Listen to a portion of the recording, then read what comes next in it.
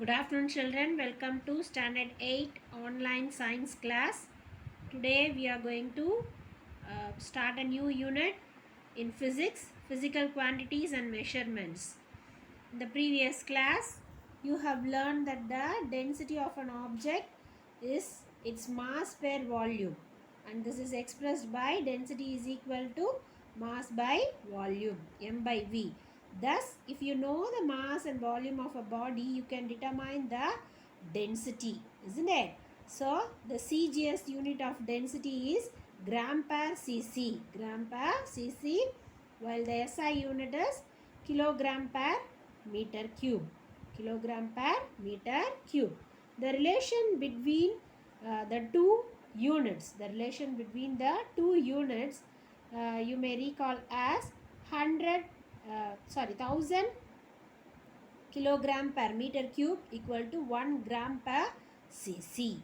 Okay, this is the relation between CGS and SI unit. 1000 kilogram per meter cube equal to 1 gram per cc. So we have learned how to measure mass and volume already. So in this chapter we are going to learn how to determine the density of solids of irregular shape and liquids. So density of solids of irregular shape and liquids we are going to measure. We will also discuss about flotation. So come, let us get into our lesson.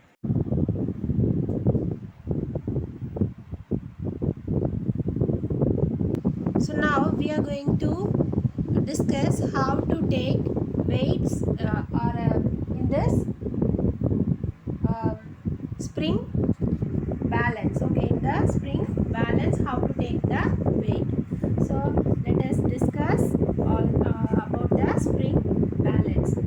This is mainly to find the density of irregular solids. So this is a spring balance, and this is a common which is on the right is the common balance.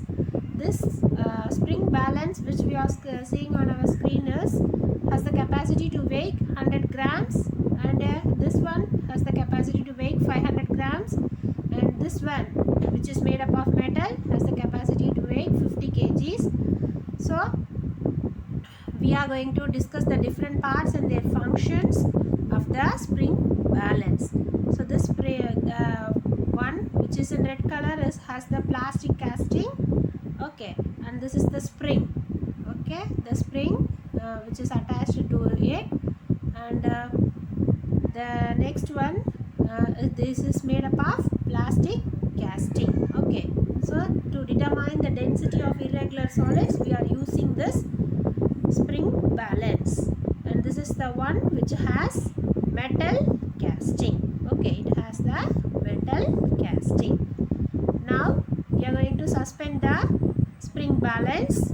Okay, so it has to be suspended like this, and we have to add the weights at its hook. Okay, we have to add the weights to the hook. So this hook is mainly for having the see, this spring will be pulling down the weight. Okay, the weight will be pulled down so that the spring expands, and where the pointer lies will give you the weight of the object. Before starting start to take the measurement, we have to adjust the pointer. How to adjust the pointer? We can adjust the pointer by, there is a screw. When you adjust that screw, the pointer will come to 0 reading. Okay, the screw, by adjusting that screw, the pointer will come to 0. So before taking the weight, you have to verify whether the pointer is at 0. Now we are going to attach that. Here we are adjusting the screw in the plastic mold, and before doing any experiment we should take care that the pointer lies in 0. So how to take the measurement? After hanging the spring balance, we are going to add weights to the hook. Okay, make sure the scale reader is at 0. Initial reading should be 0. So we are going to add some weights, 20 grams each, and we are going to add the weights 1, 2 and nearly some 5 or 6 to be added. Here we are adding 5 weights. So each 20 means what's the total weight? 100 grams. So after hanging the weight to the hook which is attached to the balance, the spring will be expanded and pulling down. Physical balance or beam balance. Physical balance is used to measure the mass of a body. Let us now understand the parts of a physical balance. A physical balance or a laboratory balance consists of a central beam made of brass or aluminium, at the ends of which are fixed two balancing screws S1 and S2 for fine adjustment. Two knife edges K1 and K2 are fixed in upward position, on which rest stirrups which act as scale pan suspension supports. In the middle of the beam there is a central knife edge which points vertically downward. There is a central pillar mounted on a wooden base. At the bottom of the wooden base there are leveling screws. A plumb line, which is used to set the balance in the horizontal plane, is suspended from the beam support. A pointer is fixed in vertically downward direction. The pointer moves over a graduated scale attached to the central pillar. Two scale pans of equal masses are suspended from the stirrups. The balance is enclosed in a case provided with glass doors.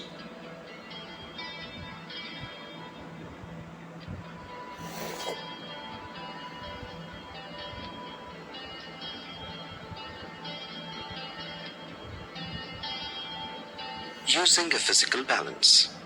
Adjust the leveling screws such that the plumb line points vertically downward. Gently raise the central rod by turning the lever.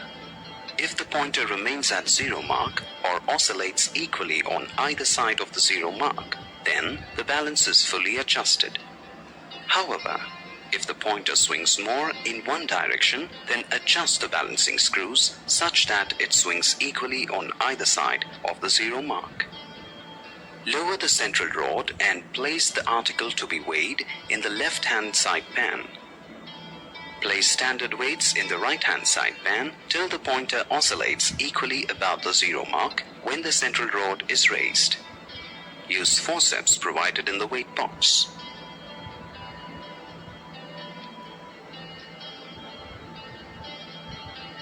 Record the mass placed in the right-hand side pan. This is equal to the mass of the body on the left-hand side pan.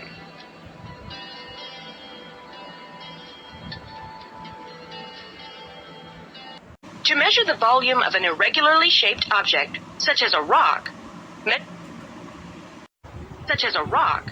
measure the volume of the liquid displaced when the object is submerged.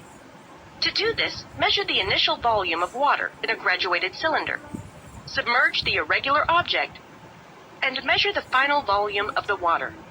The difference between the initial volume and the final volume is the volume of the object. In this example, the initial volume is 50 milliliters. Dropping the rock in the graduated cylinder causes the water level to rise. The final volume is 81 2/10 milliliters. To find the volume displaced, subtract the initial volume from the final volume. Doing so yields 31 2/10 milliliters. So the volume of the rock is 31 2/10 milliliters. Now this is the Eureka can. We can measure this using measure the density of the solid by using this can. It has a sprout. You have to fill the sprout with the water. You can't fill more than the sprout, so the water will be displaced. And here I took a beaker to be kept under the sprout. The beaker should be graduated. Okay, the beaker should be graduated properly so that you can measure the spilled water. Now we are going to immerse the irregular shaped solid into the water present in the jar. Is it clear, children? Yes.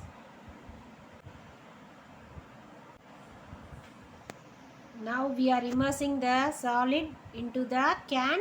The water comes out through the sprout. The water comes out through the sprout, and that water should be collected in the graduated beaker. Okay, graduated beaker. Now we are going to measure the amount of water. Okay, what is the amount of water? It is nearly 40, isn't it? It is nearly 40. So the volume of the water is the volume of the water displaced. Displaced means comes out through the sprout is what it is nearly more than yes 23 ml. It is equal to 23 ml. Okay, children. Yes, this is the amount of water spilled through the sprout. Do you understand? Now we are going to measure. So this is this 23 ml. This 23 ml is the what to say? The volume of the volume of the irregular object. Is it clear, children? Hope you have understood how to take the density of the irregular solid with the help of Eureka can. Okay, the volume of the density of the solid is equal to the volume of the water displaced by it. Is it clear, children? Yes.